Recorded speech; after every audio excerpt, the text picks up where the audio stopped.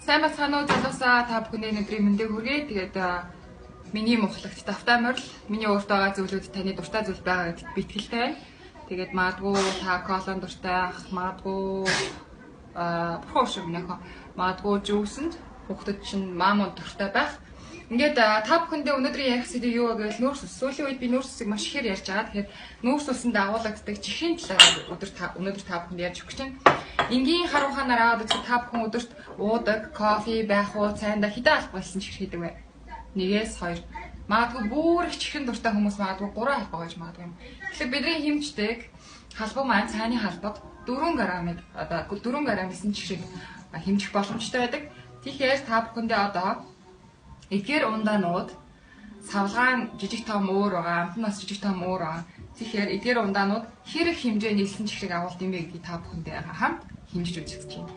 Ингээд энэ чинээс хүн болгоны уух туртай колаг авъя. Би ч гэсэн уух туртай байсан.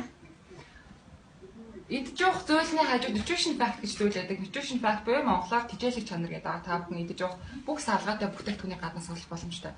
Тэгэхээр кола ундаа маань 500 мл-ээр салгагдсан байна. 100 г дагуулгадах нүүрс ус чихрийн хэмжээ 10.6 г буюу 2.1 хагас тий 2.5 халбаг элсэн чихэр гэсэн. Тэгэхээр энэ хүн ундаа маань 500 мл-ээр салгагдсан байгаа учраас цөмөрө бодож үзнэ. Коланд хэрэг элсэн чихэр агуулгадаг гэдэг. 10.6-га дээрээ үржлэгийн 500 мл-ээр салгагдсан учраас ватгийн 4 энэ хүн албаны хэмжээ 1325 халбаг элсэн чихрийг та зөвхөн колог ууснаар тодод руу авчиж гинэ гэдэг байна. Цөмөрө хамтдаа хэмжнэ. Хэрэг харагддаг тийм. Одоо элсэн чихрээ нэг хэл элсэн чихэр хангалттай эдгээр зүйлүүдийг элсэн чихрээр хэмжинэ гэвэл над 2-3 элсэн чихэр хэрэгтэй болох.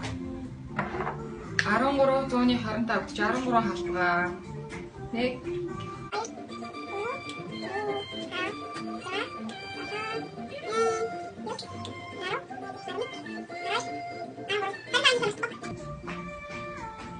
Харин за ингээд та ердөө 500 мл-ээр салгагдсан колаг ууснаар та ийм хэлсэн чихрийг хотод руугаа хийж гинэ, бие рүү оруулж гинэ гэсэн үг. 500 мл гэдэгсэн за 2 их цайг та 2 халбаг хэлсэн чихртэй уудаг бол 500 мл колаг ууснаар та ийм хэлсэн чихрийг зүгээр л уучна гэсэн. Та энийг 2 тугаага дуугаад үзээрэй ямар амтгах нь. Тэгэхээр та мэдрэх баг. Үнэхээр амжилттай байж байгаа адилхан гацтай юм да. Хүмүүс гацтай ундаа хортой жуус хоргүй гэдээ ярьдаг. Одоо цөмөрө чихрийн хэмжээд үзнэ. 1675 грамм халбаг элсэн чихрийг та фанта гусаар авах юм байна. Хэмчүү бүгдээрээ. Энэ чинь 1325 гэдэг чинь энэ дээр хэмжээд үзье л да. 14 15 16 нэмгэн зааны 50 байгаа шүү дээ. Нэг жирэ бодоход 50. Та фанта ууаарай. Фанта уулаа ийм их чихрийг уух нь байна. Бодож байна. Маш энгийн ойлгомжтой байгаа та бүхэн би зааж өгч байна.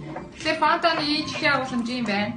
Хүн болгон алоэ вера жуус уух дуртай. Алоэ уул биеийн сайн, алоэ вера арсан сайн, алоэ вера эрүүл мэндэд сайн гэх ингээл ярьдаг шүү дээ. Тэгэхээр алоэ вера ундаанд агуулгадах чихрийн хэмжээг аваад үзье. 12 г юм байна. Тэгэхээр мэдээж кола болон фантатай яг адилхан гэсэн. Та эдгээр ундааг уух юм бол ийм хэмжээний элсэн чихрийг энтэй дөхөө. За арай нэг жоохон бага элсэн чихрийг авнаа л гэсэн үг шүү дээ. За ийм байна. Алоэ вера. Мөн түнчлэн Ice tea гарч ирсэн. Одоо хүмүүс бас нэлээд хэрэгэлдэг болсон. Arizona Ice tea агуулгадах 240 г-аар савлагдсан. Чихрийн 22 г. 22 г гэдэг чинь 240 г-да гэсэн үг шүү дээ. 240 г-ыг уухад 22 г. Энэ 100 г-аар ерөнхийдөө nutrition fact бичдэг бол энэ дээр 240 г гэж бичсэн маа. 240 г эмчин гээд харах юм бол арай их харагдчих магадгүй. 100 г-аар хэмээл яг цэвэр хүмүүс бодоод олчих боломжтой. Бас хүмүүсийг жоохон төөрөгдүүлж ийна л гэсэн үг шүү дээ. Тэгэхээр 22 г чихрийг та Arizona уусан 240 г уухад л авах нь шүү дээ. Энд 1 мл-ээр салгагдсан. Оо та энийг бүтээний нуух юм бол бараг л 72-3 г элсэн чихэр ууцсандаа тэнцэх юм аа шүү. За ингээд маш их бүтнээс мөрө тойроо явъя. Хүүхдээ явах дуртай мамо жуус. Би бас ээж хүн байгаа. Тэгэхээр хүүхдүүдийн явах дуртай зүйлийг алдчих болохгүй өнөөдөр. Мөс ус гэдэг авчихмал 11.7 г. Тэгэхээр колоноос их байна гэж боддоо та 100 г дагуулдаг чихрийн хэмжээ колоноос их. Таны хүүхэд 200 г-аар савлагдсан. Мамо жуусыг уух нэ. За зүгээр хий. Хүүхдийн юмчраас салгаж болохгүй. 11.7 гүйцэтгэх нь 2, хуваадаг нь энийг дахиад болно. 11.7 гүйцэтгэх нь 2, хуваадаг нь 4. Та 200 г-аар салгасан хүү жуусыг хүүхдэд уулгах юм бол таны хүүхд дуртай бол 585 г. Өө чи бас гэдэг юм уу? 585 г. Эсэн чихрийг хүүхдэд зүгээр л идэвчсэн байна л гэж ойлгож болох юм байна. Ингээд хүмүүс ярьж байгаа би түрүүн ихэндээ хэлсэн маа. Газтай ундаа хүний бие хортой ясны сэрэг жилхтэй, жуус уул арай л илүү амин дэмтэй, арай илүү дээрээ би тэг хүүхдэд жуус уудаг. За тийм байж болно. Гэхдээ жуусанд агуулгаддаг эдгээр concentrated одоо химийн найзлага орсон бүтцийн өөрчлөлттэй эдгээр ундаанууд ерөнхийдөө баргалж агуулмжийн аваад юм а зарим ундаан за цэвэр жуус нь 20%, цэвэр жуус нь 10%, цэвэр жуус нь 5% гэж бичсэн байна. Цэвэр жуус гэдэг маань цэвэр жуусны одоо өдгөрөөсөн найрлагын бүтцтэй юм байна. Тэгэхээр тэрийг хялдаг болохоос яг цэвэр жуус таны алимнаас, оранжноос шахаад ингэ гаргадаг жуусыг энэ ундаанд хийгээг юм шүү. Орсон байлаа гэхэд эдгээр бүтээгдэхүүн удаан хадгалахын тулд өнгө, амт, өндрийн авч үлдэхийн тулд маш химийн бүтцтэй зүйлүүд ордог. Тэгэхээр та бүхэндээ жуусыг авч үзье. Энэхүү жуус нь моясамя. Бид амар удаан хэрэглэж байгаа шүү дээ. 12 г. 100 г дагуулгадах сахарын хэмжээ 12 г байна гэж та бодтоо. Тэгэхээр энэ жуусыг за литрийн жуус. За тэгэхээр 1 литр моясамыг уур та бүхэн 30 албаг гэсэн чихрийг ходоод руу оруулах нэ. Би рүү оруулах. Цөмөрөө хамтаа хэмжнэ. Яадаг хэмжигдэхүүн гэдэг ярианы хуш хардахаар бас хүмүүс маш их нөлөөлдөг. Би та бүхнийг бас эдгээр брендийн зүйлүүдийг бас морж байгаа даа биш та бүхэн эрүүл мэндэд зөвлөгөө олох учраар хүрж байгаа гэдгийг та бүхэн ойлгох ёстой.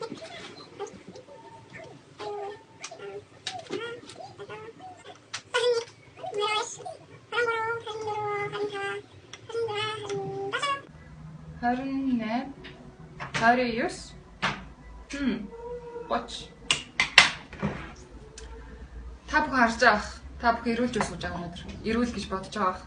Би бүгдийг буруутгахгүй. Тэгэхээр яагаад гэвэл биднэрт эрүүл хүнсний бүтээгдэхүүний мэдлэг маш хомс байгаа. Тиймдээ ч би өнөөдөр уншиж судалсны үгтүүд та бүхэнд хуваалцаж байгаа.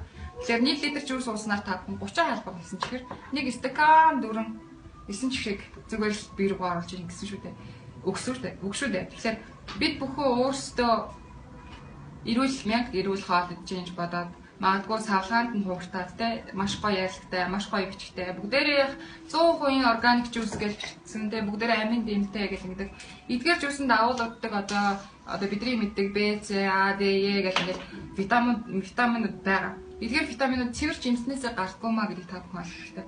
Бид нар одоо таблетаар хэрэглэдэг шиг яг химийн бүтээгдэхүүнээр орлуулж хийдэг гэсэн. Цэвэр жимсний жимс гэдээ яриад авах эслэгийг ярих өнгөрж болохгүй. Цэвэр жимсний жуус та уухад эслэг байдаг.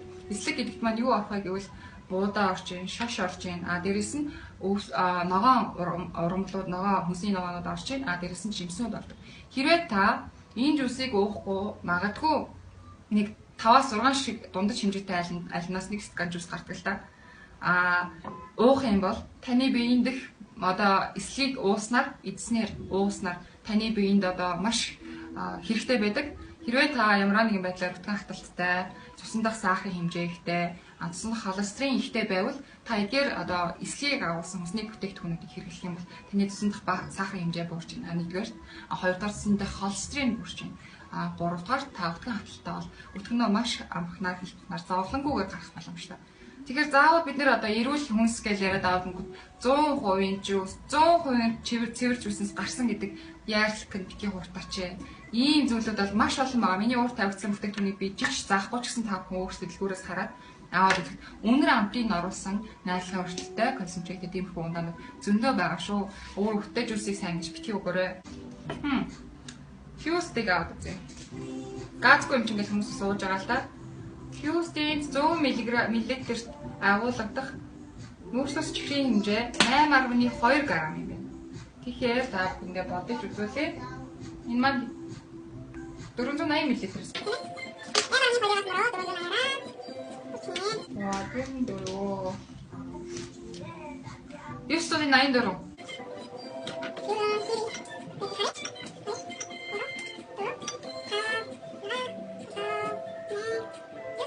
아인드로 좀 다색이네. За фьюзтэй та ийм их чихэр 984. Тэ бараг 10 халбаг гэсэн чихрийг зүгээр л уучдаг байна. Одоо энэ чинээс төмөрөө хамгийн их хэрэглэгддэг зүйлүүдийг за energy drink гэдэг аваад үзье. Energy drink-ийг бид нэр монголчууд маань хийдээрээ ер нь клаб болохдоо бас архины дараа суулгаж хэрэглэдэг, их хэмжээр хэрэглэдэг.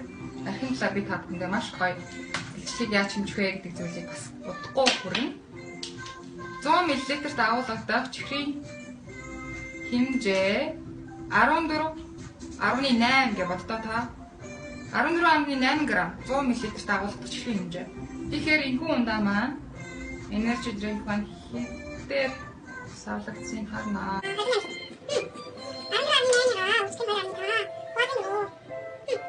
50 г буюу та нэг аяг байх хугацааг уухад нэг халбаг 9 чихэр хийдэг бол энэхүү energy drink-ийг ууснаар та бүгднийг нууснаар та 9 халбаг тэ 9 чихрийг зүгээр л ходоод руу оруулж гэсэн.